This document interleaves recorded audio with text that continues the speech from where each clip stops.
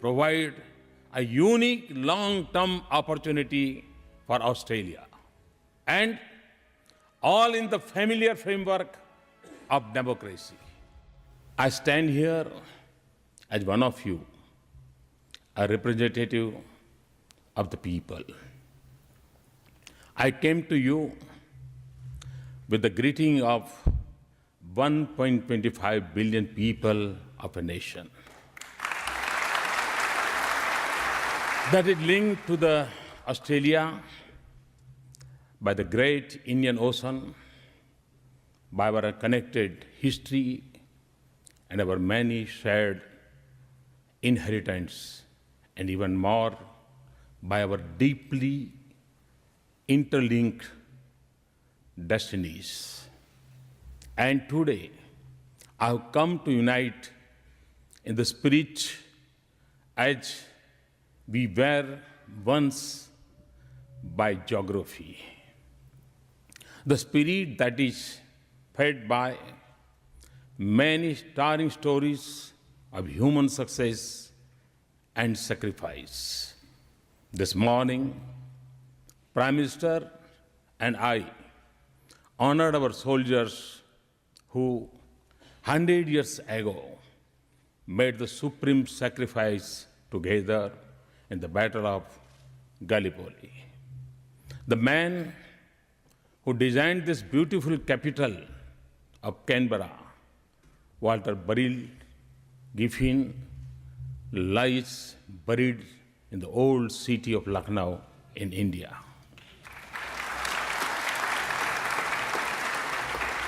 More than 150 years ago, an Australian novelist and lawyer, John Lang, fought the legal battle for a brave Indian freedom fighter, the Queen of Jhansi, Jhansi Rani Lakshmibai, against the British East India Company in India's first war of independence.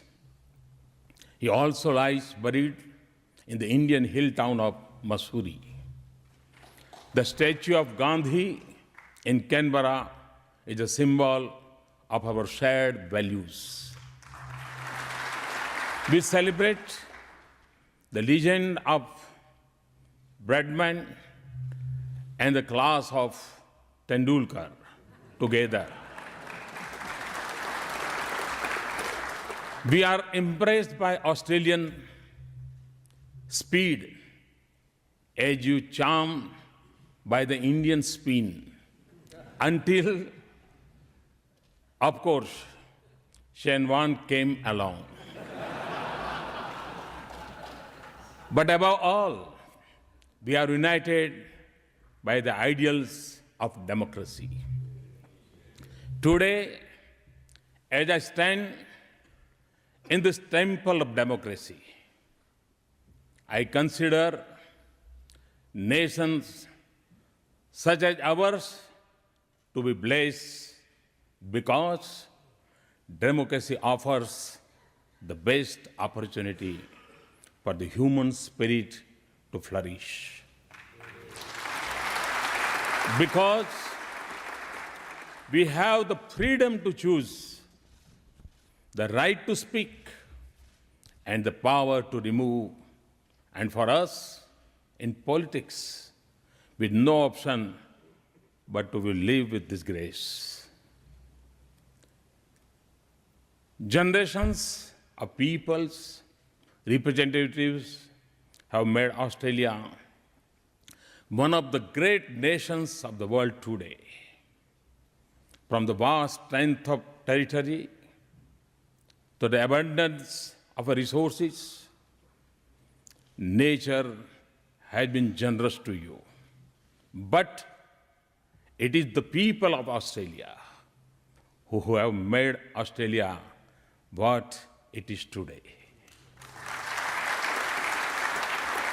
I beckon of democracy and rule of law, a nation that willingly leads the search of lost aircrafts one of the most prosperous nations in the world, among the best in Human Development Index, a nation with some of the best cities in the world, some of the most productive farms and mines, some of its best universities and research centers, an advanced technology base, and a nation with great sporting skills. Australia evokes images not just of immense beauty, but also of a great quality of life. Today, its cities are alive with the richness of this world's diversity, and it is home to 450,000 Indians who are as proud to be part of Australia as they are of their Indian heritage. Honorable members, there was a time when for many of us, Australia was a distant land on the southern edge of the world. Today, the world sees Australia to be at the heart of the Asia-Pacific and Indian Ocean region. This dynamic region holds the key to this world's future, and Australia is at its crossroad.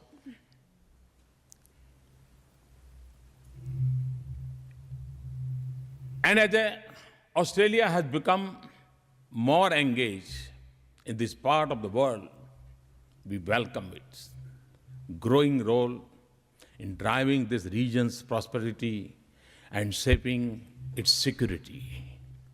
Because we in India seek the same future for this world. We also see Australia as a vital partner in India's quest for progress and prosperity.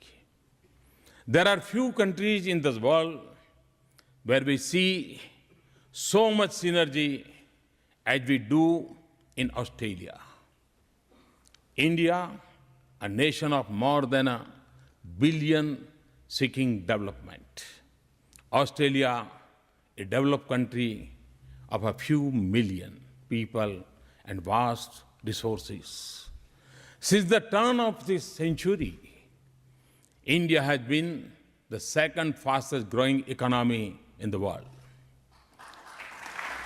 Millions have lifted themselves out of poverty into a new life of possibilities.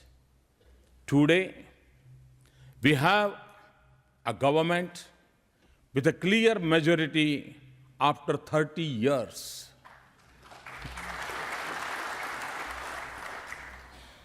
From the remotest village to the biggest cities, there is a new high tide of hope in India, a new energy. It is the energy of our youth. The 800 million people below the age of 35, eager for change, willing to work for it, because now they believe that it is possible, that they can make it happen. It is this force of transformation that will unleash. In these 6 months that we have been in office, we have moved forward thinking with ambition, acting with speed, seeking growth, not just for growth, but to transform the quality of life of every Indian.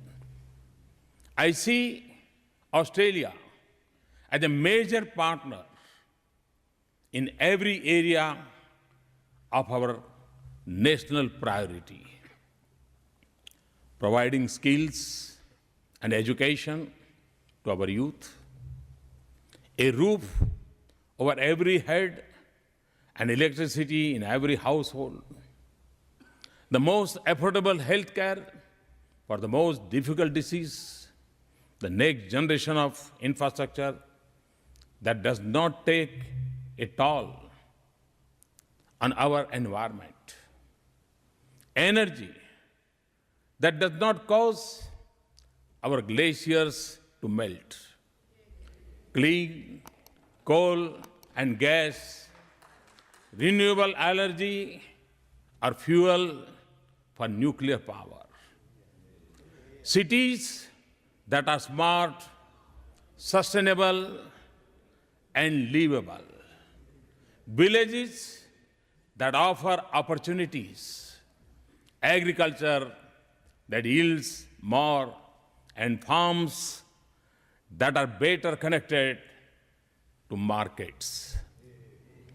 Practices and technology that save water. We have a new mission for turning Made in India into a global name, just as computer in India is. But we want to find new pathways to prosperity, not simply travel down the roads of the previous century. Much of India's future cities and infrastructure is yet to be built, and so we have a unique opportunity to make our choices now. And in every sector, agriculture, food processing, mining, infrastructure, finance, and technology, energy, from providing funds and resources to technology and expertise. Working as partners and investors, Australia has immense opportunities to participate in India's progress. In turn, India will be the answer to your search for new economic opportunities and your desires to diversify your global economic engagement. Your source for world-class skills at home or for a manufacturing location abroad. India's development, demography, and demand provide a unique long-term opportunity for Australia, and all in the familiar framework of democracy. There is no other example of this nature in the world. Indian investors too are coming here in growing numbers and commitments. Honorable members, this is an age rich in promises, but also filled with challenges. We can only pursue our dreams if we have the confidence that our cities are safe, our nations are secure, our region is stable, and our world is peaceful. This vast region has many unsettled questions and new challenges. Historical differences persist despite growing interdependence. The ocean are our lifelines, but we worry about the access and security in our part of the world more than ever before. Our region has seen huge progress on the foundation of peace and stability, but we cannot take this for granted. Preserving it will be the most important task in the region. India and Australia can play their part in it by expanding our security cooperation and deepening our international partnerships in the region. But we do not have to rely on borrowed architecture of the past. Nor do we have the luxury to choose who we work with and who we do not. But what we do need is to work together and with others to create an environment and culture that promotes the currency of coexistence and cooperation, in which all nations, small and big, abide by international law and norms. Even when they have bitter disputes, we should collaborate more on maintaining maritime security. We should work together on the seas and collaborate in international forums. And we should work for a universal respect for international law and global norms. We must also support the process of economic integration across the region and an open globe trading system that remains integrated. We must guard against regional trade initiatives becoming instrument of political competition. However, economic integration by itself would not be a strong basis for peace and stability. Without strong regional institutions, India and Australia are members of several institutions that are critical for the region and the world. We should coordinate more closely in East Asia. Summit, G20, and the Indian Ocean Region Association. Honorable members, in our interconnected world, our shared challenges extend beyond our region. Terrorism has become a major threat for us all. In India, we have seen its face closely for 3 decades, and we see it with the clarity that comes with it. Terrorism is changing in character and expanding in its reach. Internet has made recruitment and call to violence self-generated. It also feeds off money laundering, drug trafficking, and arms smuggling. We have to deepen our bilateral security cooperation. But we need a comprehensive global strategy for a global problem. It will require closer security cooperation, but even more, a policy of no distinction between terrorist groups, of discrimination between nations. A resolve to isolate those who harbor terrorists, willingness to empower states that will fight them. A social movement against extremism in countries where it is most prevalent. And every effort to de-link religion and terrorism. As I look to the future, we would also need to ensure that outer space and cyberspace remain instruments of connectivity and prosperity, not new frontiers of conflict.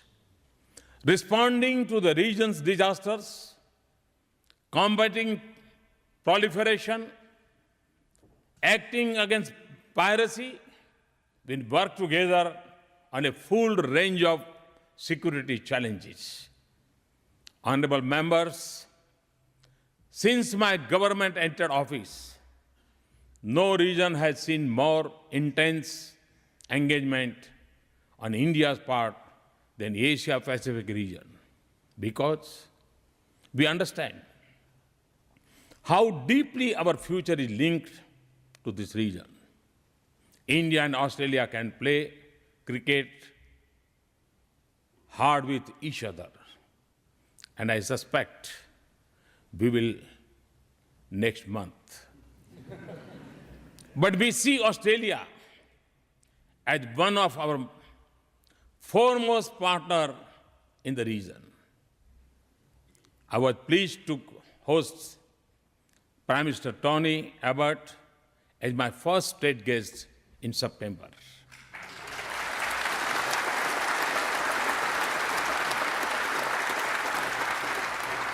It has taken a Prime Minister of India 28 years to come to Australia. It should never have been so. And this will change. Australia will not be at the periphery of our vision, but at the center of our thoughts. So we stand together at a moment of enormous opportunity and great responsibility. I see a great future of prosperity, partnership between India and Australia, and a shared commitment to realize it. Prime Minister Abbott started us on this new journey in September. I've come here to set our two countries more firmly on that course. With your help and with the help of the great people of India and Australia, I wish you the best for hosting great and successful World Cricket early next year. Thank you all. Thank you very much. Thanks a lot.